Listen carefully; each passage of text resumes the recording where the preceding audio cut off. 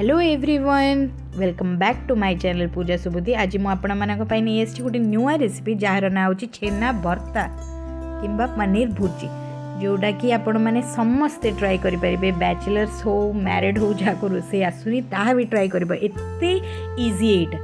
तो यहीटा आपण घरे जदि किए कुणी आस जाइए आपको झटपट किसी बनवार अच्छी तापाई भी यहीटा बहुत इजी। तो आसतु देखी नवा रेसिपी। तो ये गोटे आयरन पैन भितर मुझे किसी तेल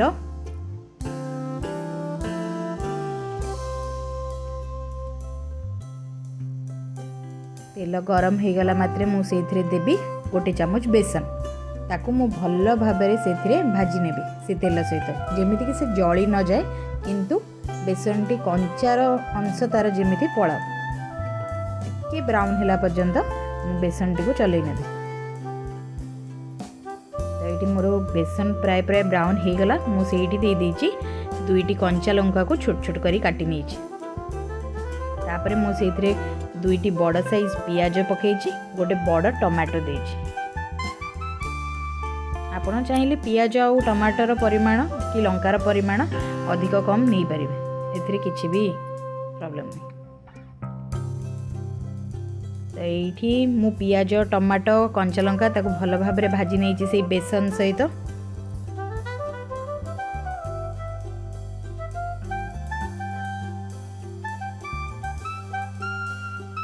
तेल भी मोर बाहरी आसलानी। ये आम नेक्स्ट ऐड करवा आमर अदा रसुण छेचा, जहाँ कि मुझे कही रखी आपण मैंने जब मो वीडियोस आगुरी देखुए जानी मु अदा रसुण छेचा यूज करे केबे भी ग्राइंडिंग करेनी। अदा रसुण छेचिबा द्वारा तार टेस्ट बहुत भल आसता है। मुझे समस्त को कहे जे अदा रसुण छेचिकी ही नियंतु। तो अदा रसुण छेचिला परे मुझे लुण भी ऐड कर देछि। स्वाद अनुसार आप लुण ऐड करेंगे। ये मु पाखापाखि 1 टीस्पून लुण नहीं। लुण ता सहित भल भाव में मिसिगले आम टमाटर टिके सॉफ्ट हो आमर मसला ये टिके देखंतु भुणी जाइए भल भाव में। आमर तेल साइड रू बाहरी आसलानी। ये रेसिपी एते इजी ना जी नहीं सी ट्राए कर पारिबो। प्लीज समस्ते ट्राए करंतु। आम चैनल को लाइक सब्सक्राइब और कमेंट भी करंतु।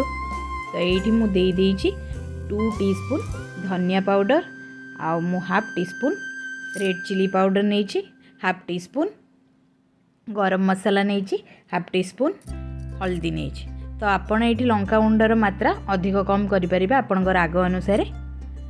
आउ ये मुझे हाफ टीस्पून गोलमर्च गुंड। गोलमर्च गुंडटा आप निश्चित पकेबे, यहाँ बहुत इंपोर्टेंट इनग्रेडिएंट। ये मुझे किसी पनीर नहीं 250 ग्राम मो पनीर नहीं, ताको मो हाथ रे चकटी दौची ताको गुंड गुंड करी मु पकईदेली। ता उपरे मु किछि धनिया पत्र को पकईदेवी।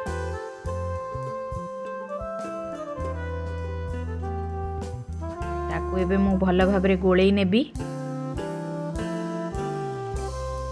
ये मु आपन को मोर आउ गोटे टिप कही रखुची, लिखि दियंतु। आपन जतले पनीर भुर्जी करचंदी ना आपन केबे भी ताको घोड़ेइबेनी। पनीर तो एते सॉफ्ट ताको पुणी आमे गुंड करी पकाउचे, तो आपण ये घोड़ेवा किछि भी आवश्यक ना।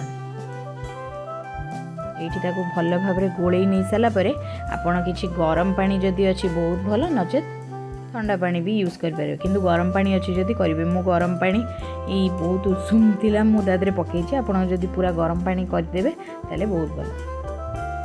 ये मु दे देछि पानी। मुझे बिल्कुल भी पनीर को कषिनी किछि, सांग सांग मसला सहित गोलई के मु तादरे पानी दे देछि। आउ ये पानी सहित पनीर ताको भल भाव में गोलई सारी। आउ एटा फुटी गले मात्रे आमे तादरे देदेबा किछि कस्तूरी मेथी। तो ये देखंतु मोर पनीर भल भाव में फुटी आसी। आउ ये मु किछि कस्तूरी मेथी को पकई देछि, ताकू मु भल भाव में गोलई देबी। आ मोर कंसिस्टेंसी होची पूरा परफेक्ट। आपन जदि पानी टिके अधिक हो जाइछि तो मैं हाई फ्लेम रे रखी पानी सुखई परिबे। किंतु ये हो जाइछि मोर पनीर रेडी। तो थिला ना एटा बहुत इजी रेसिपी। मु आपण मानू कही रखी जे बहुत इजी रेसिपी, आपण समस्त ट्राए करि परिबे। तो एबे मो चैनल को आउ डेरी न करिके सब्सक्राइब करेंगे एवं आपण फैमिली और फ्रेंड सहित शेयर करेंगे। आपणकर भाई हो भौणी हो जो मैंने बैचलर सहित शेयर करेंगे। से तांकर हॉस्टेल हुंतु मेस हुंतु बहुत इजिली यहाँ को तैयारी करें। तो यहाँ को आप रुटी ब्रेड सबू सहित खाईपर। मुझे प्रथम कही रखुची आउ गोटे टिप्स होची आपको आपण हट हट खाइबे माने करू करू सांगे सांगे खाईदेवे तो बहुत ही टेस्टी लगी थाए। आउ जदि हो पारुची आउपरे कर सारा पर आप लेंबू भी चिपुड़ी नेबे तार टेस्ट गोटे अलग आसता मत पर्सनाली लेंबूर टेस्ट एत भल लगी न था। तो आपण मानकर यहाँ ऑप्शनल आपण मानी जे आपड़ जदि लेंबू चिपुड़ी खाइबा चाहते खाईपर। मुझे किसी पियाज को गुंड गुंड कर रुटी नहीं आ मोर पनीर भर्ता बा पनीर भुजिया आप जहाँ भी कहीपर। यहाँ बहुत ही डिलीशियस जस्ट माने मो पार्टी नाल भी आसीगला कही कही ये पनीर एते टेस्टी लगी था। तो ये आम गोटे बैट मुझे आपण मानक भी चखेदेवी आपण मैंने मोर सब्सक्राइबर्स आपण मान मोर व्यूअर्स। तो देखंतु एमती रुटी सहित टे पनीर और पियाज को खाइबे आ कहे मत केमिति लगिला।